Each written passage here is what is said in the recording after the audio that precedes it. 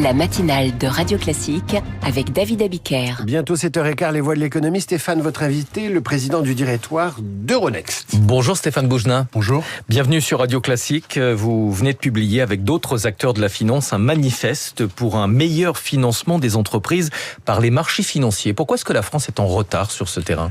La France n'est pas en retard en valeur absolue parce que le marché d'Euronext, c'est un marché qui est 2 fois plus gros que le marché de Londres et la place de Paris est à peu près de la même importance que le marché de Londres. Non simplement, il y a eu depuis une dizaine d'années un développement qui a conduit beaucoup de sociétés à rester privées. Et clairement, le seul moyen de mobiliser des ressources pour prendre des risques, pour innover, pour acheter d'autres entreprises, c'est de lever des fonds propres. Et le gisement le plus important, c'est le gisement de l'épargne publique. Et donc, l'ensemble de la place de Paris s'est mobilisé. C'est assez important de souligner cela. Tout le monde, les gestionnaires d'actifs, les représentants des grandes entreprises, des plus petites entreprises, se sont coagulés, agrégés autour d'une initiative prise par Euronext Paris pour que tout le monde aille plus vite. Parce que dans le monde qui vient, il faut absolument à la fois mobiliser l'épargne longue des ménages, mais aussi soutenir les fonds propres des entreprises européennes. Aujourd'hui, il y a trop d'épargne qui est distraite, qui est divertie vers le financement de la dette publique ou vers l'exportation d'equity vers les États-Unis. Et est-ce que ça peut être une réponse aux besoins de financement dans le secteur de la défense ? C'est d'actualité ? Oui, c'est sûr que nous l'avons clairement indiqué hier à la conférence annuelle d'Euronext.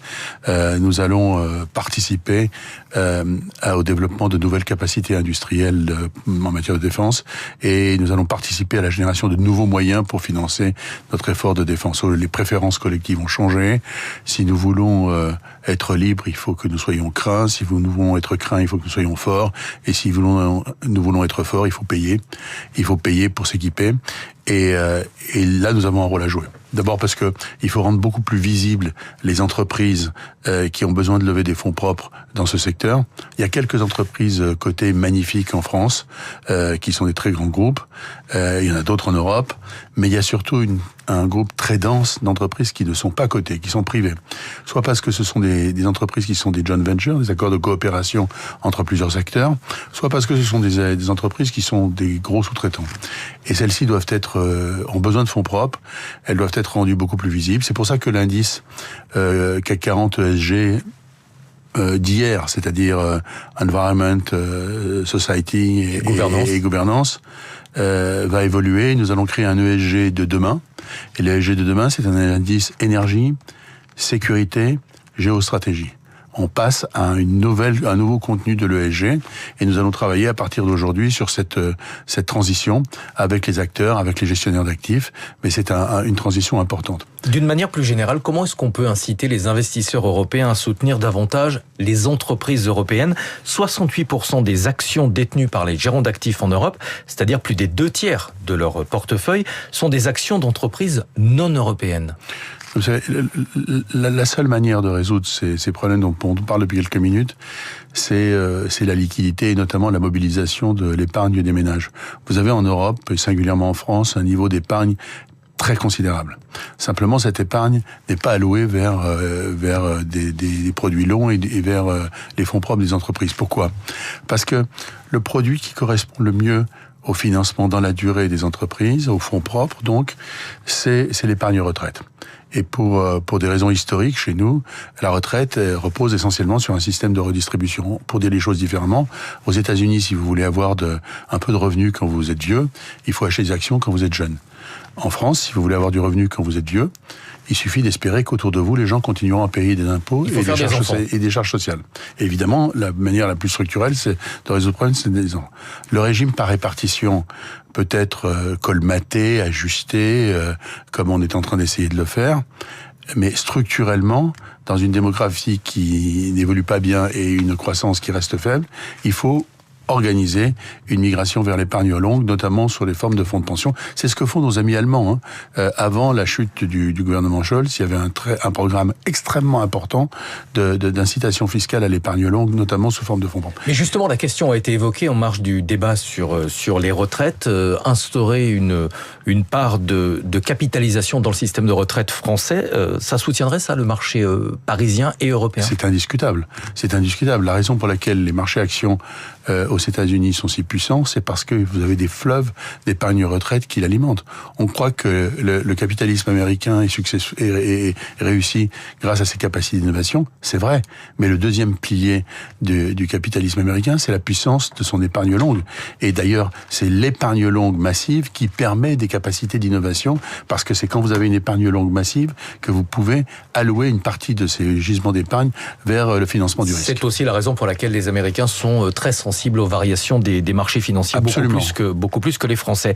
On dit souvent que la construction européenne avance beaucoup dans les périodes de crise. On est en train d'avancer sur les questions de défense. Comment est-ce que l'Europe peut avancer encore sur le plan boursier? Est-ce qu'il faut aller, à votre avis, vers davantage d'intégration? Est-ce que c'est nécessaire? C'est non seulement nécessaire, mais c'est en train de se passer.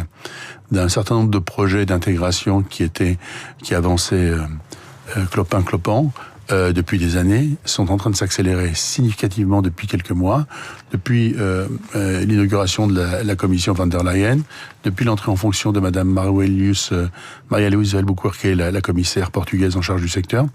Mais surtout, il se passe dans l'intégration des marchés financiers, en tout cas sur le plan de la supervision, la même chose qui se passe dans le reste du monde. C'est-à-dire qu'il y a eu un wake-up call suite au début de l'expérience Trump, une prise de conscience que soit on échoue séparément dans nos villages européens, soit on réussit ensemble. Et ce sentiment que vous décrivez d'accélération, il est en cours. Et je suis extrêmement optimiste sur la supervision unique, sur l'évolution des produits d'épargne européens, sur l'ensemble de la dynamique d'intégration européenne. Et il y a beaucoup d'initiatives aussi qui qui sont engagées par le bas, par les entreprises, qui veulent aller beaucoup plus vite. Moi, je pense que dans 6 mois ou 1 an, le paysage de la finance en Europe sera radicalement différent de celui qui existait il y a 1 an. Le retour de Trump à la Maison-Blanche, la brutalité de certaines décisions, vous pensez que c'est la meilleure chose qui pouvait arriver à l'Union européenne pour avancer ?